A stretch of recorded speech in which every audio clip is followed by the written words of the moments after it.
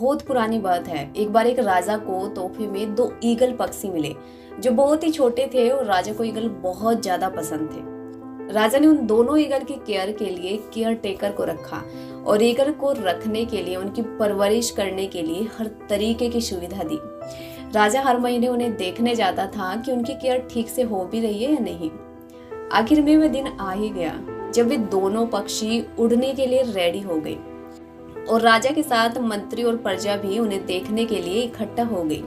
दोनों ईगल को एक टहनी पर बैठाया गया, उसी टहनी पर जहां से वे बचपन से बैठते आ रहे हैं और उड़ान भरते आ रहे हैं। जैसे उन दोनों पक्षियों को उस टहनी पर बैठाया और केयर टेकर ने उड़ने का इशारा किया तो दोनों ईगल एक साथ आसमान में उड़ने लगे। लेकिन कुछ ही मिनट के बाद दूसरा ईगल जाकर उसी टहनी पर बैठ गया, जबकि पहला ईगल लगातार आसमान में चक्कर लगाता रहा और अपनी शक्ति का प्रदर्शन करता रहा, जबकि दूसरे ईगल को बार बार केयर टेकर उठाता और हर बार वो उड़ता और कुछ ही मिनट में उसी टहनी पर आकर बैठ जाता।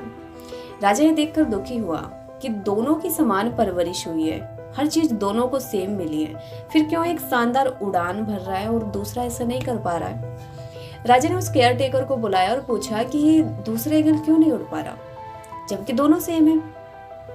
इसका केयर टेकर के पास कोई जवाब नहीं था। उसने कहा, महाराज ये शुरू से ही ऐसा है, इसे उड़ाते हैं, ये कुछ टाइम उड़ता है और फिर उसी टहनी पर जाकर बैठ जाता है। राजा दोनों ईगल से बहुत प्यार करता था और उसकी दिलो इच्छा थी कि दूसरा भी उड़ना चाहिए। इसके लिए राजा ने पूरे राज्य में घोषणा करवा दी कि जो भी दूसरे ईगल को उड़ना सिखा देगा उसे 1000 स्वर्ण मुद्रा दी जाएगी। अब स्वर्ण मुद्रा के लालच में बहुत से लोग, बुद्धिमानियों ने ईगल को उड़ाने की कोशिश की। कई महीनों तक ऐसा चलता रहा, लेकिन फिर भी उड़ाने में सफल नहीं हो पाए। जब राजा ने अपनी सारी उम्मीद खो दी, तभी कुछ दिन के बाद उसने अपने महल से देखा कि दोनों ईगल पक्षी बड़े शानदार उड़ रहे हैं। वे यह देखकर चकित रह गया कि चमत्कार हुआ कैसे। उसने उसी वक्त केयर टेकर को बुलाया और उससे पूछा। केयर टेकर ने कहा कि कोई साधु है जिसने काम किया है। राजा साधु के पास गए और उसे स्वर्ण मुद्रा दी और उससे पूछा कि बाबा आपने किया कैसे। उसने कहा, महाराज मैं इतना ज्ञानी तो नहीं हूँ, लेकिन जब मैंने ईगल को बार बार देखा तो मैंने एक चीज ऑब्जर्व की कि यह उड़ता है और बार बार एक टहनी पर आकर बैठ जाता है। मैंने बस इतना किया कि जिस टहनी पर ये आकर बार बार बैठता है उसी टहनी को मैंने काट दिया। अब उसके पास बैठने की जगह नहीं बची, इसलिए लगातार आसमान में उड़ रहा है।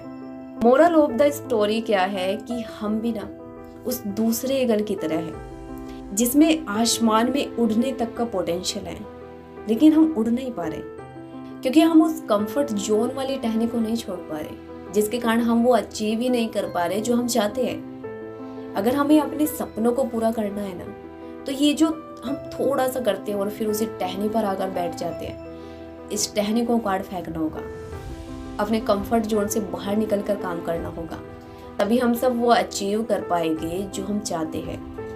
तो कंफर्ट जोन को छोड़कर अभी से उड़ान भरें। बाकी wish you all the best, हम आपके सपनों को सपोर्ट करते हैं।